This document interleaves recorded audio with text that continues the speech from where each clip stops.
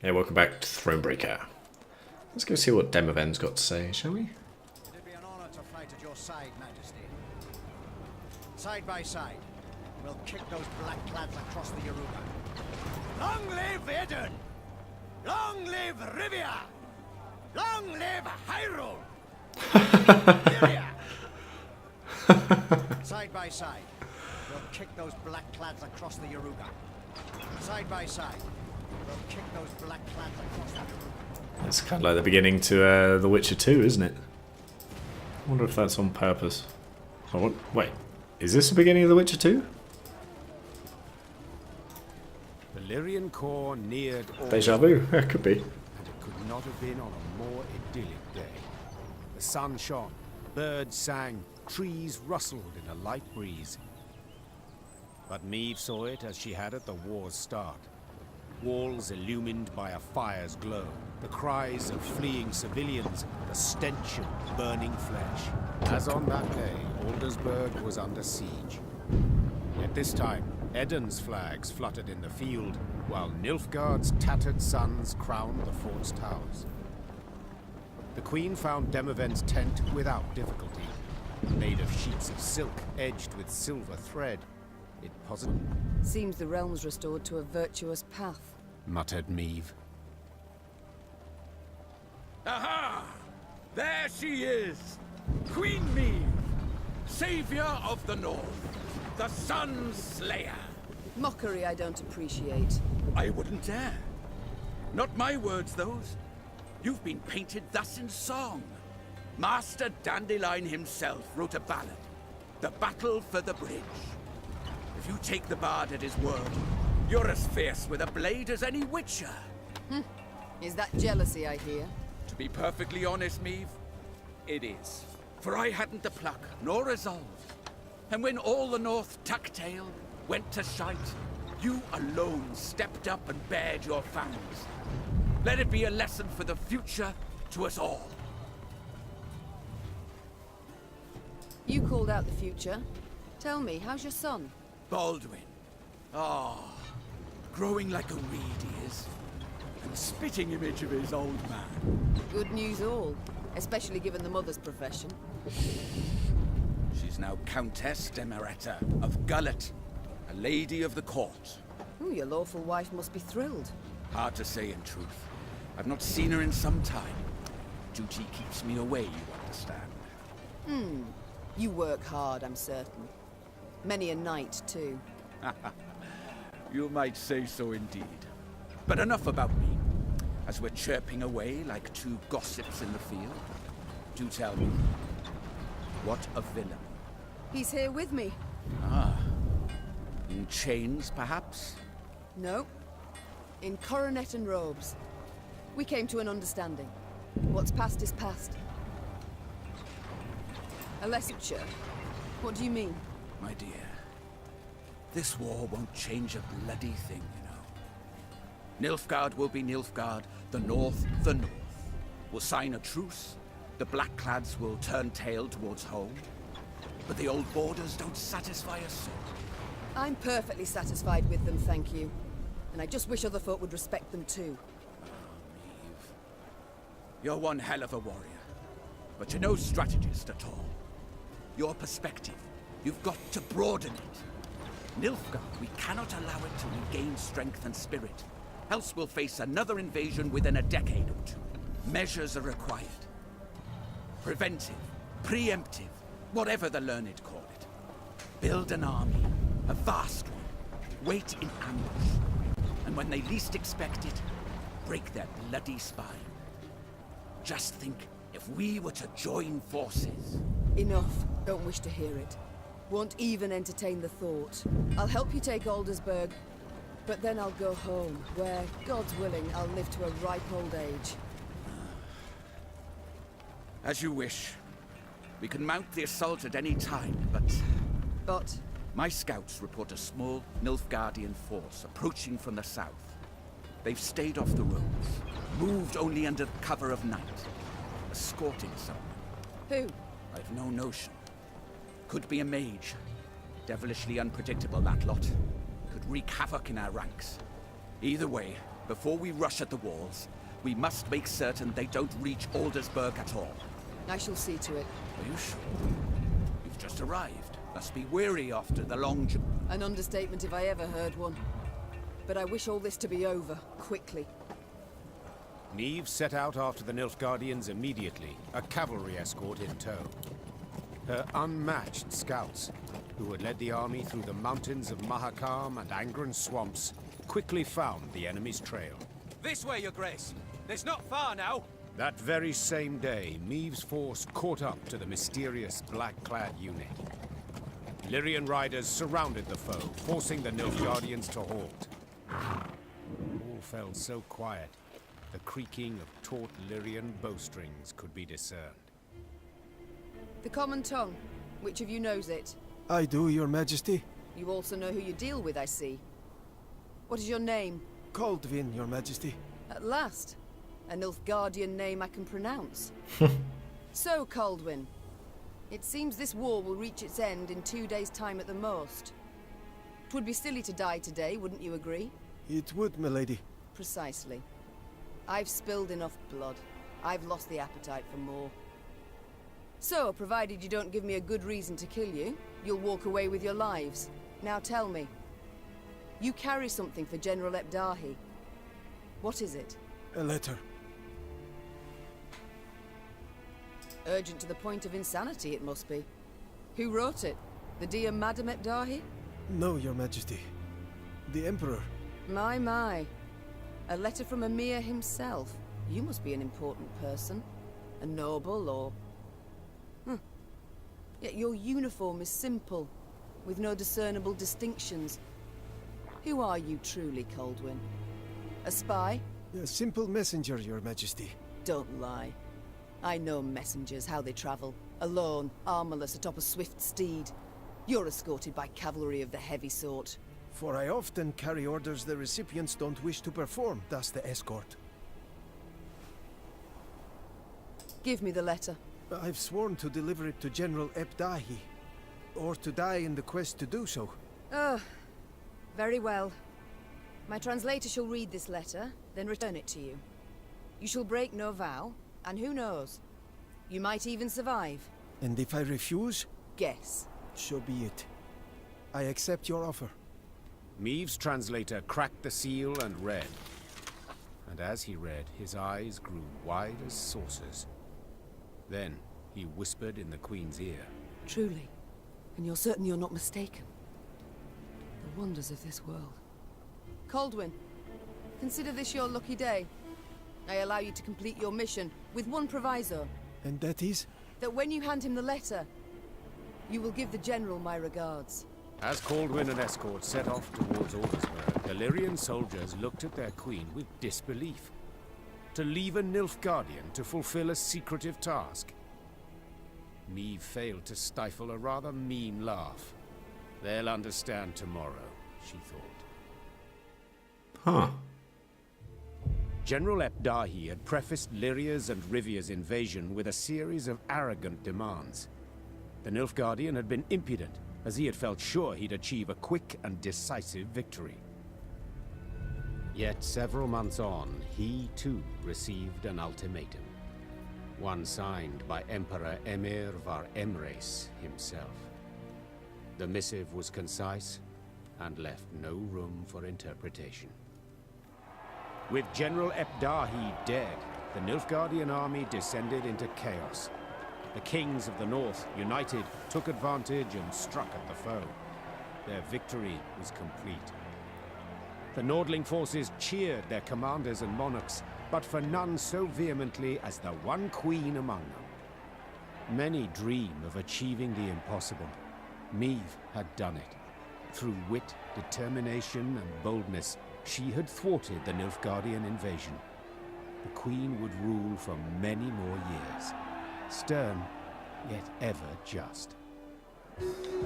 Ah! So a lass saved the North from the Blackclads? That is one way to put it. Well, I'll be damned. And a chap. She find herself one in the end? Leave it be. Bloke's been spinning the tale all night. Story's done. Time we got some shut-eye. Yes. Particularly as we've yet a long road before us. Wait, who was that? Phew. Thrope must be past as old leather after all that. Except, I'm itching to know what happened to the lot of them. Reynard, Gascon. Ah, very well.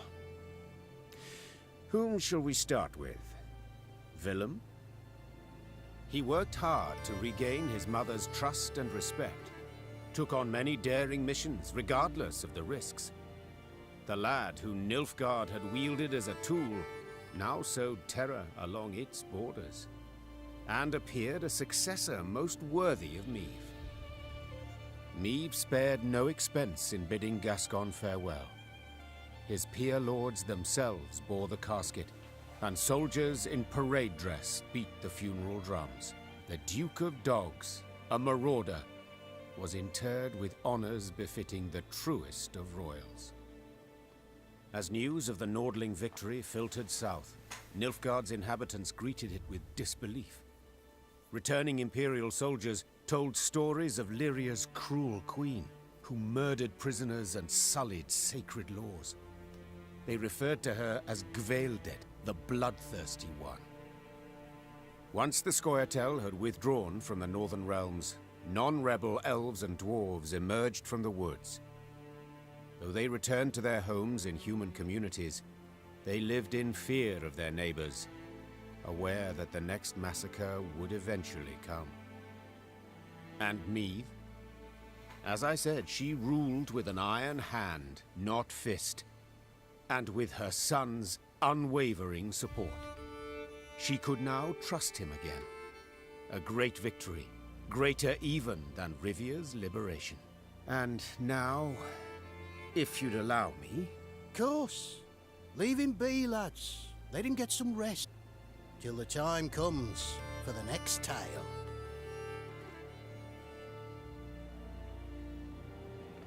Huh, what a wonderful little game that was. Well, little. Pretty bloody big game, actually. I mean, I think it must be 40 hours plus there. I wonder as well, I guess all those bits at the end there will be different depending on what choices you make throughout the game. Like, the only one I was really disappointed about there was the non-Scoia'tael non-humans. I wonder if like the choice I made to repeal that law on the way back through Rivia and Lyria affected that, or perhaps something to do with when we were travelling with Black Rayla.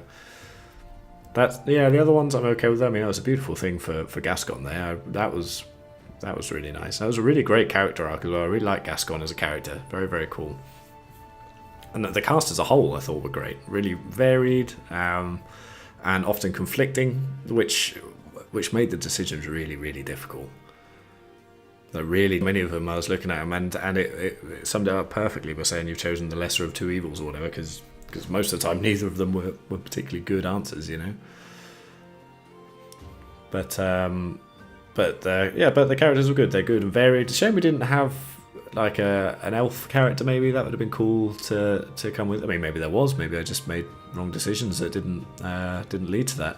I'd be interested to see like a decision tree about how many options are available there. Because I mean, for sure at the end we could have not had Willem with us because we didn't have to reconcile with him. So that could have been would have been very different for sure. I wonder. Well, I suppose the dwarves and elves, the non-Scoia'tael ones, could have been to do with Gabor as well. You know, I doubt there would have been a way with all of the characters there for sure. Like Black Rayla and Gabor would have been at loggerheads, I'd have thought. Be interesting. I would be very interested to know what the other outcomes are. I mean, I'm not sure I would play this again because it's long. It's a long game. You know, I thought it would be a 20-hour job or whatever, but particularly when you get into the like some of the standard battles with the 3 rounds could take 15-20 minutes. You know, I mean, maybe that's just my slow decision making or whatever. I'm sure you could do it a lot quicker. But yeah, there you go. But that was fine. And that last battle with Dahi, bloody hell, that was really tough. Actually, that was really had to think about how I was going to just get enough points, you know, and just stay in the game long enough to even compete with all the abilities it had and everything like that. But it was massively satisfying to actually do that and to win that battle. That was a really good one. I mean, it took me 11, 12 goes or whatever it was, you know, which is far more than any of the other ones. So yeah, that was really cool. But yeah, to keep on the story though, it's a really cool story. A really good concept. So I think that, I don't know if that was the beginning of The Witcher 2. It seemed like it, because that's how it starts, isn't it? I can't remember who you're attacking now though. I haven't played through that entire one. But anyway, you know, it was a cool story to fight against the Nilfgaards and see. Well, to start off as queen and then the betrayal and going through all the different landscapes was really well done. You know, the landscapes were all varied and different, and they really felt different as well. Like in Angren in the swamps, I didn't like being in there. You know, it was really oppressive and just so many monster battles, and it was. Yeah, it was. I really looked forward to getting out of Angren. You know, they really got that feeling across very well. I think of how awful the swamp is. The dwarves were very cool. Brumahug, very cool character. And a nice area, but it was I don't know. The betrayal of Gabor was a bit. Maybe they could have done a bit more with that. I don't know. I kind of like. Yeah, he did it. We cleared up his mess for him. But again, that's probably due to the decisions I made not to tell Bruva that he did that. I don't know how that would have affected it. Don't know if that would have affected the cards we got as well. Not really sure. But they did it really well with the different types of decks as well, with how different they felt. Like the monster deck was very different to the Scoia'tael deck, and the Nilfgaardians, well armoured and supplied as they are. You know, it's thematic. They did that well, I thought. Which I enjoyed. As for the card game itself, it was a good adaptation of Gwent from the Wild Hunt. Like the puzzle battles, I really loved the puzzle battles. They were really good, actually. A lot of fun to figure out the strategy and how to win some of them. Some of them, you know, stumped me for a good 15, 20 minutes or something like that.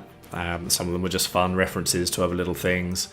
The story battles were very cool, particularly when Geralt and Cahir were there. That was really awesome.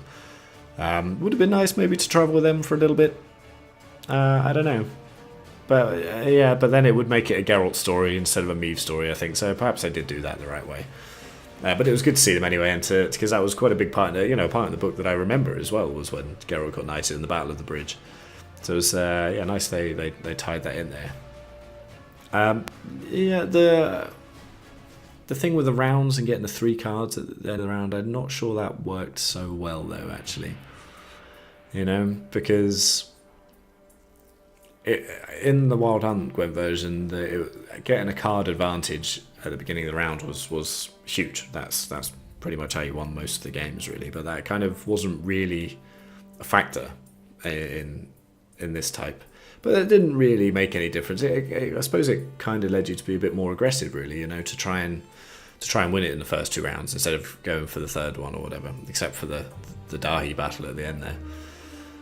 So that was okay. I mean, the variety of cards, terrific, and all the trinkets and everything like that was fantastic. Really, really, you could really vary a deck. I mean, the shame is that we didn't get like some of the Skelligan cards and the Dwarven cards. I don't think I used any of the Dwarven cards. I didn't think any of them were really that good. Same with the Skelligan ones. You know, Arnjolf was good, but the rest of them they kind of depended on you having a Skelligan heavy deck, which I didn't have. You know, I'd have to take out a lot of the Lyrians. Perhaps I was just used to them, a bit set in my ways. I'm sure there is a very effective way to use them, but I don't know. Didn't really need it. The Lyrians did fine, just kind of supplementing with the other ones. Perhaps I relied a bit too much on the pitfall traps, but it worked really well. It got me through most of the game. You know. I mean, the difficulty, while they're just coming up, the voice acting, just jumping quickly, the voice acting was terrific. Every single character that was voice acted was fantastic. Really, really amazing job there by all those people. But yeah, the difficulty was fairly consistent all the way through. You know, once I figured out how all the different, you know, the 2 rows worked and the turn order worked and everything like that, it was kind of uniform throughout most of it, really, until that last battle where it just spiked massively. I don't know what it was like on the other difficulties, because I mean this was on the hardest difficulty, and I don't know, I think probably starting it on the harder difficulty just gets you in the mood for it, you know. Well, not in the mood, but gets you in the that becomes normal, so it doesn't feel like hard mode. It might have been a big difference. I don't know what the difference was like between the other difficulty levels, but there we go. That was Bonebreaker, and it was. I'm glad I did it on that one actually. It was very satisfying to win a lot of them.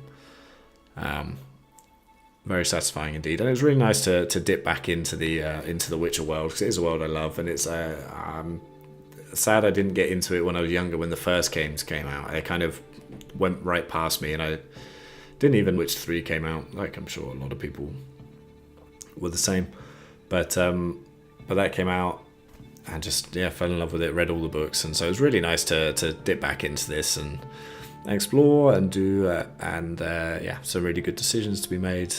Fun to play Gwent again. It's always fun to play Gwent. You know, if I go back and do another run through the Wild Hunt, I'm sure the Gwent there will seem very very flat, you know, and pretty straightforward. Just looking at the characters there, so I think Acre missed out, which is a bit of a shame. Could have helped us with a few things, but otherwise it looks like I got most of them.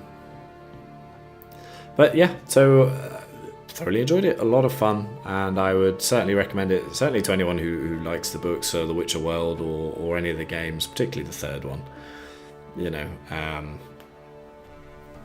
and I would definitely recommend that. If you've watched it this far and stayed this long with me, thank you very much. I really appreciate it. I really appreciate any subscribers that are watching, or just anyone that have dipped in just to have a look at how to do some of the battles. That really means a lot to me, and I look forward to doing more of these Let's Plays. So until the next one, take it easy. You know what, I'm just going to close this, see if anything comes afterwards, or if it just goes back to the main menu. Let's have a look, shall we? Ah, there we go, okay. Campaign summary. Yeah, look at that, 47 hours, nearly 48 hours. That's pretty good for, what was this game, 25 bucks, something like that. Shame it's not got a total there, actually. That would have been nice. So would have been cool to see what, you know, if I missed any or anything like that. So what do we got here? All crates found, 437. So missed 5 chests, but that's only for the multiplayer, so I'm not too bothered about that. And there we go. Let's see if there's anything back on the main menu. Best not laugh at their silly ass hats, believe me. Yeah, I never use those guys. Alright, there we go. So, once again, thanks very much, and I look forward to playing some more games with you. Bye.